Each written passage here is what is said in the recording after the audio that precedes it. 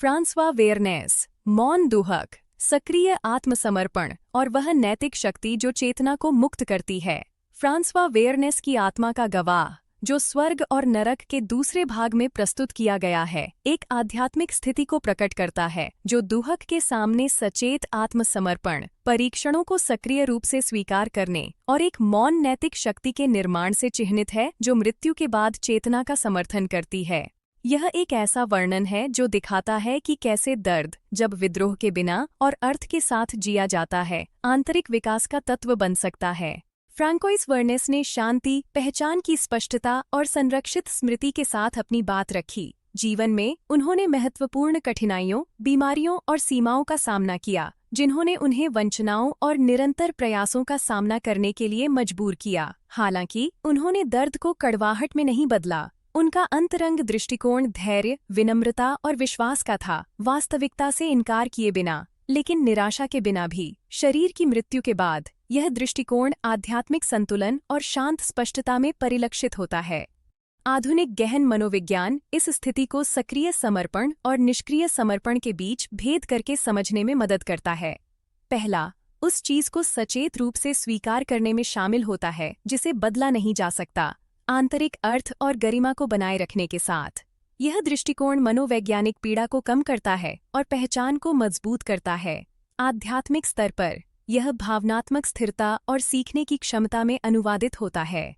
स्पिरिटिज्म यह स्पष्ट करता है कि फ्रांसवाज वेरनहेस की अनुकूल स्थिति स्वयं में पीड़ा का परिणाम नहीं है, बल्कि जिस तरीके से इसका सामना किया गया है उसका परिणाम है। दर्द को आदर्शित या इच्छित नहीं किया जाता, लेकिन जब यह अनिवार्य होता है तो इसे ऐसे मूल्यों के साथ जिया जा सकता है जो चेतना को बनाए रखते हैं। दिव्य न्याय दर्द को पुरस्कृत नहीं करता, यह उन लोगों की नैतिक साहस को मान्यता देता है जो इसे कठोर नहीं होने देते। आधुनिक विज्ञान इस व्याख्या को मजबूत करता है, यह दिखाकर कि जो लोग विपत्ति के सामने अर्थ विकसित करते हैं वे अधिक लचीलापन और कम मानसिक विखंडन दिखाते हैं। सामना करने पर अध्ययन बताते हैं कि सचेत स्वीकृति आंतरिक मूल्यों के साथ मिलकर मानसिक स्वास्थ्य के लिए सबसे सुरक्षात्मक कारकों में से एक है। आध्यात्मिक स्तर पर ये कारक आत्मा का साथ देते हैं जीवन के पार।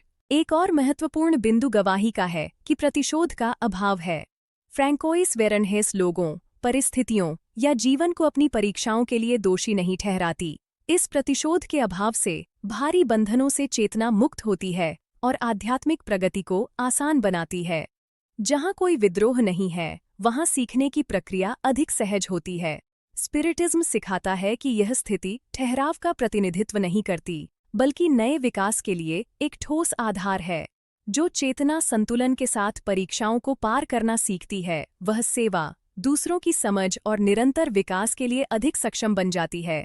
प्राप्त की गई शांति अंत नहीं है, बल्कि एक सहारा है। यह कहानी एक गहन रूप से वर्तमान संदेश लाती है, एक ऐसी दुनिया में जहां दर्द अक्सर विद्रोह, तुलना और निराशा उत्पन्न करता है। फ्रैंकोइस वेरनहेस हमें याद दिलाती है कि नैतिक शक्ति चिल्लाती नहीं है, यह सहारा देती है। सच्ची विजय हमेशा स्पष्ट नहीं होती, लेकिन यह उस व्यक्ति को गहराई से बदल देती है जो इसे जीता है।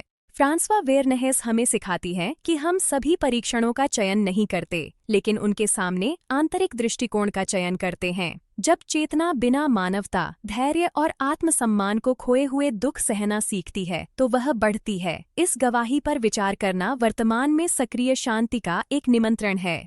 सचेत स्वीकृति विकसित करना, अर्थ को बढ़ावा देना और मूल्यों को बनाए रखना अब भविष्य में संतुलन बनाने का सबसे सुरक्षित तरीका है। आध्यात्मिक विकास तब आगे बढ़ता है जब दर्द प्रेम को मिटा नहीं देता। यदि इस रिलेटो ने आपको आत्मसमर्पण, लचीलापन और आंतरिक विकास पर विचार करने में मदद की है तो लाइक करें, साझा करें और अपनी टिप्पणी छोड़ें। आपकी भागीदारी इस संदेश को अधिक लोगों तक पहुंचाने में मदद करती है।